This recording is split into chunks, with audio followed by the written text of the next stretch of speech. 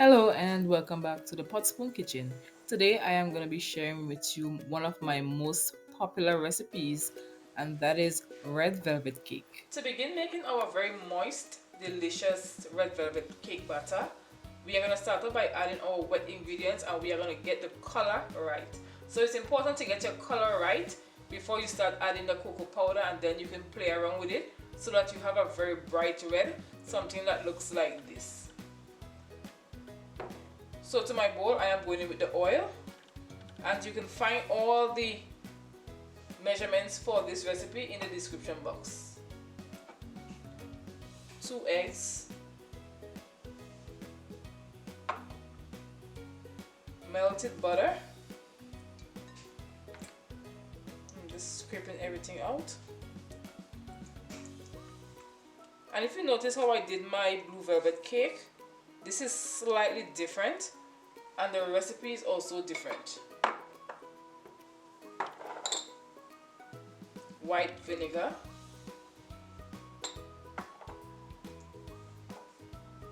we are adding half of our vanilla,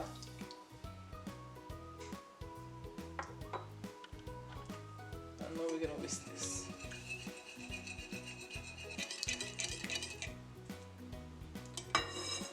So now we're adding our cocoa powder to this.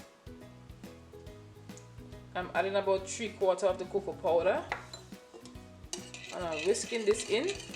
And once I add the milk, it's gonna dim the brown quite a bit.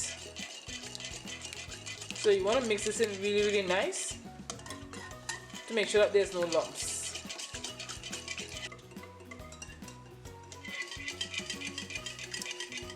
The idea for red velvet cake is to have that cocoa powder, that chocolate taste with the vanilla, and that's what makes it a red velvet cake. And we're going to also look into pink velvet cake, and I'm going to show you the trick with that. So to this we are going to add our buttermilk,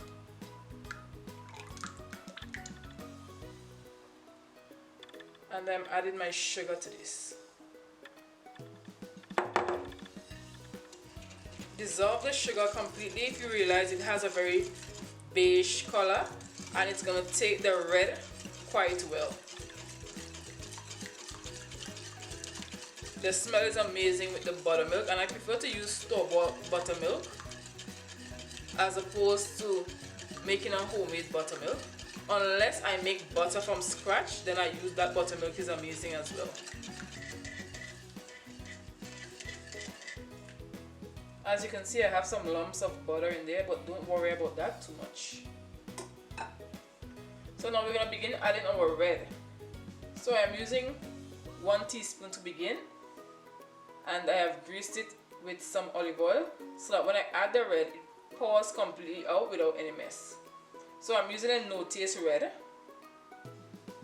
and as I said, I'm starting off with 1 teaspoon.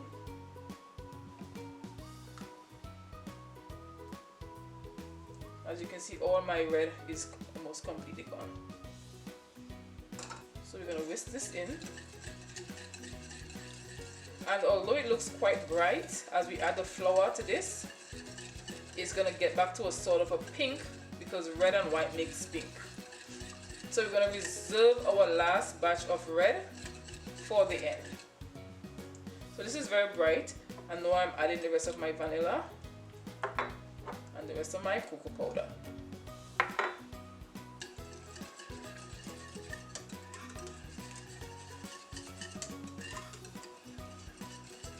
As you mix a red velvet cake, you want to test it as you go along the color.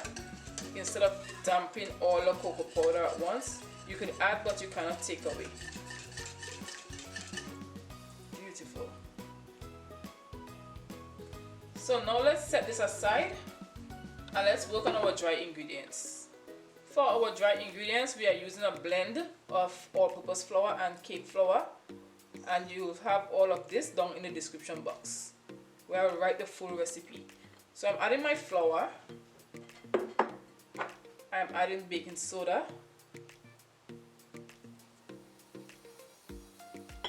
and I am adding salt, and we're going to give this a nice sift. And if you haven't subscribed to my channel, please subscribe to the channel, hit that notification bell Please share this video so that it can get out to other people so everyone else can see this recipe. I know some of you have seen my blue velvet cake and how I got that amazing blue. You can check out that recipe just up there. Click that link or in the description box. So subscribe to the channel, hit that notification bell, give this video a thumbs up, and if you have made this recipe, drop a comment in the comment section and let me know, because I know most of you have told me that the blue velvet cake was amazing. Some of you even made cupcakes as well, so you can check that out.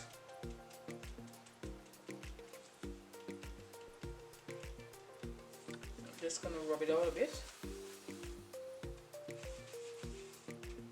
So now our flour, baking soda and salt has been aerated. So we are almost at the end of our cake, so let's bring over our wet ingredients, and we are adding this into our wet ingredients half of the time. I'm using my whisk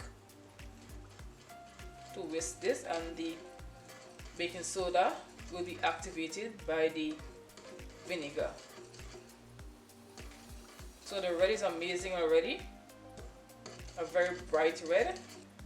I may not need to add any more, because as this goes into the oven, it will brighten up quite a bit.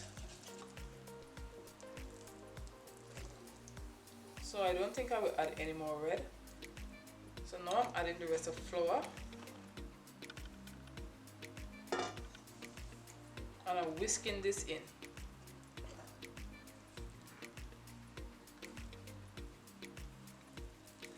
So now I'm going to change my whisk, and I will go ahead and I will mix off with my spatula.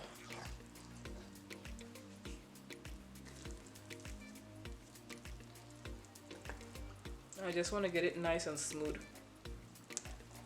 but not to over mix it. Although there's going to be a little bit of lumps inside, it doesn't really matter. As it begins to bake, all of that will go away. So let's add this to our baking pan.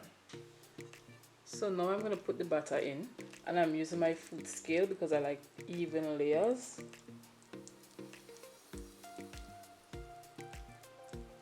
A beautiful, beautiful scarlet red. Let's do the other one. And we're adding about 587, the other one.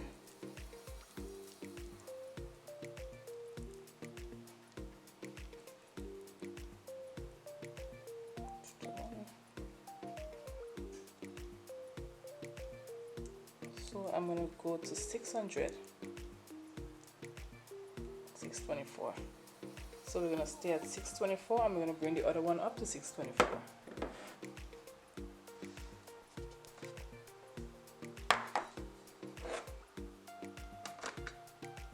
This one is 584, and we're going to bring it up to 684, or close. Beautiful.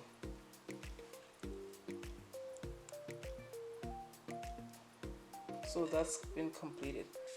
In total, we got approximately 1,378 grams of cake batter.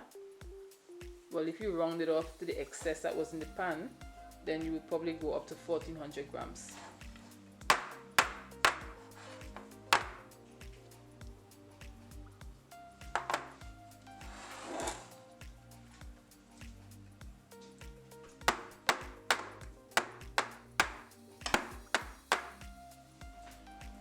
Let's pop this in the oven at 350 degrees Fahrenheit for about 35 to 40 minutes.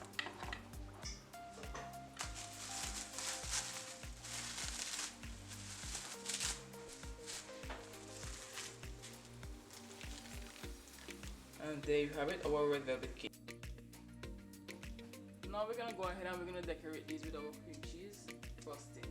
The recipe for this in the description box. This recipe is also on my channel.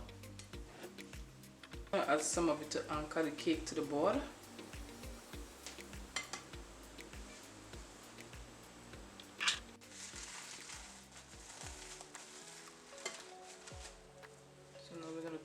first cake.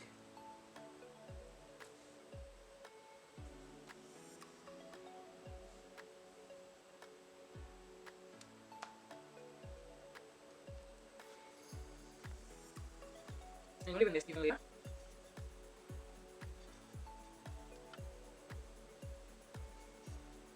And I'm just gonna bring it all the way out to the end.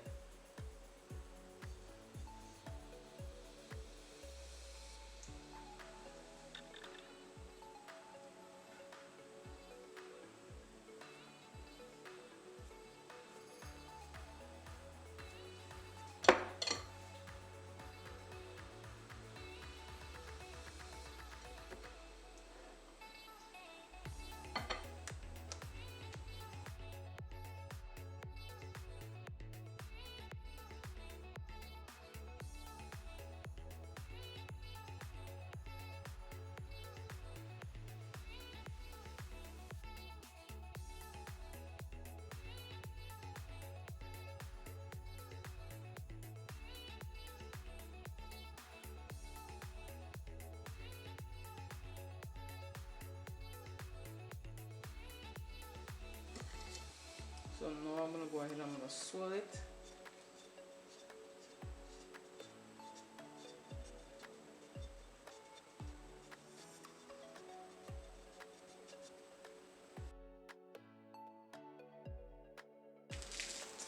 I have some sugar pearls here, and I'm just going to go around the cake and I'm just going to drizzle off some.